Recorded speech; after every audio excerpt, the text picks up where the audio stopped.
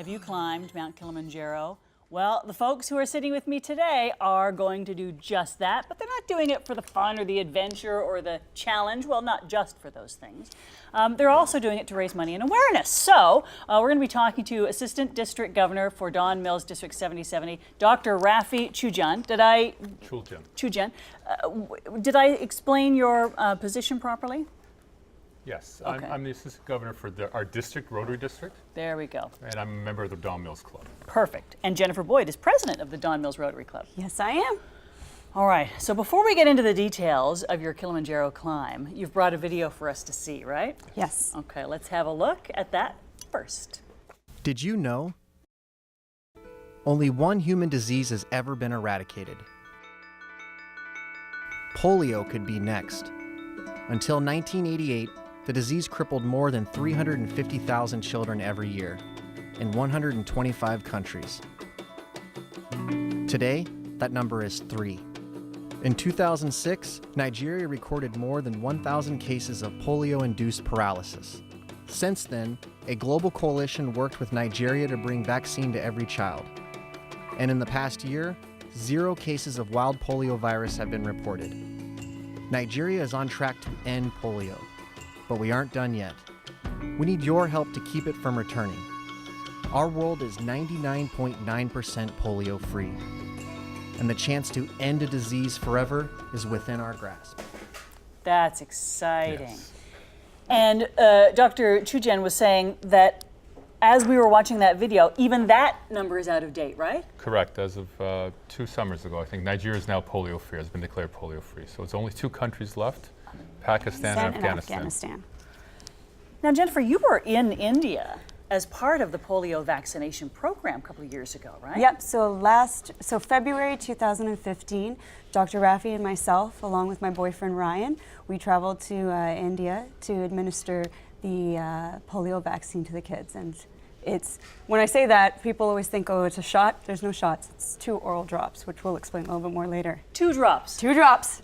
That's it. That's it. So you literally went door to door, hey, any unvaccinated kids here? Yes. And they also came to us the first day. It was a 2-day. And so the first day they came to us, and the second day, any kids that we thought may have been missed, we went door to door. Even so little that's babies me. like this? Yes. That actually is a very special picture for me.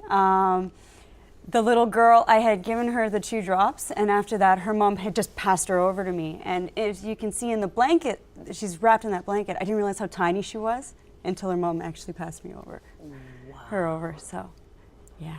And then she's good for life? That vaccine is good for life? Correct. Yes. That's amazing.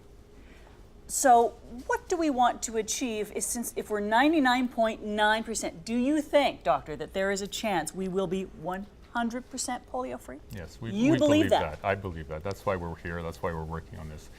Yes, we've gone from 1,000 children a day being paralyzed with polio 30 years ago to less than 100 last year, and we've only had 16 all of this year. So we're another year or 2 away. We just got to continue with the vaccinations. Amazing. Yes. If someone were to contract polio, how quickly does there need to be intervention for it not to be a life-altering event? Unfortunately, there is no treatment cure for polio. The only thing we can do is vaccinate and prevent the transmission of the disease. And as we saw in that picture before, it affects the lower limbs, right? The legs get all kind of gnarly and paralyzed? Correct. 1 in 200 can be paralyzed from polio. So it affects a lot more individuals, but unfortunately 1 in 200 will be paralyzed. It's not only the legs, it can also be the upper chest muscles. I don't know if you recall the iron lungs back in the 50s and 60s. That was from polio. Yes. Man, so it's exciting to think about 100% free polio world. And here we are, post-trip. It's been, what, a year or so since you came back? I often find when people travel to somewhere like India, they come back and they're almost angry at all that we have here in Canada and the fact that it seems like people don't appreciate it. Did you have any emotions like that? I did. It made me realize, because first of all, I was born into a country where the disease had been eradicated from. I was also born 2 years after Rotary International made a promise to children of the world to eradicate this disease. So, I mean, a person from my generation, if you ask them what polio is, most of them don't even know, right? Isn't that a good thing? That's a wonderful thing. It's a wonderful thing, but at the same time, there's still those 2 countries that are left, and it's important to continue to educate the public on the matter. So while I was in India, it really was a life-changing experience because you walked around and you realized how much we take for granted. It's true. But it was also an amazing thing to meet these people and see how things are so, through the simplicity, you know, they're able to live these incredible lives. They still find happiness. Absolutely, and how happy they are with very little. Before we get into the details of your climb, you've brought another PSA. Let's watch that first, and then we'll talk Kilimanjaro. We are this close. This close. Tuturek modest. This close to making history. Ofon wantinti. We are this close. We are this We're close. this close. This close to changing the world.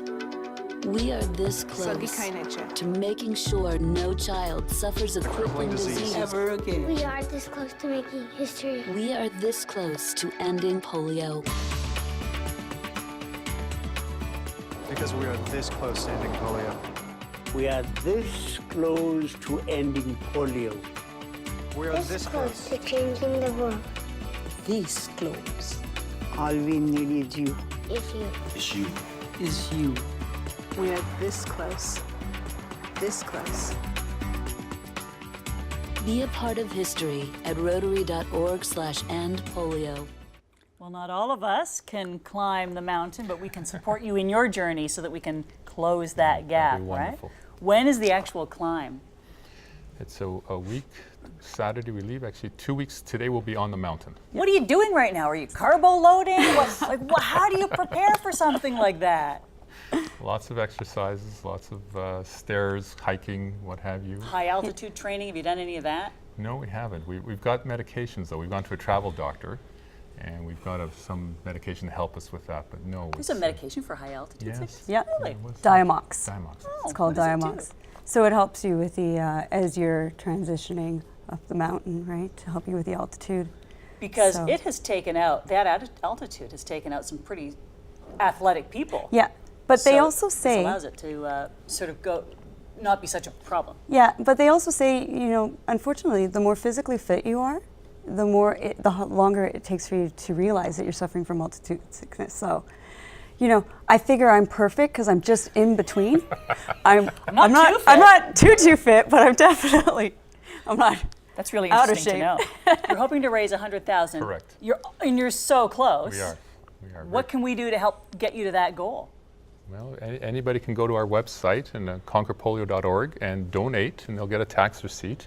The nice thing is we are paying all the costs of the climb and the fundraiser. There's no admin fees whatsoever. Every penny will be forwarded to Rotary International to help with the vaccinations. That's brilliant. Yeah. Thank you both so much for being here today. They're climbing Mount Kilimanjaro. They're so close to getting to 100,000, and that 100,000 is going to turn into 500,000 through the efforts of various partners. So your donation is going to go so far.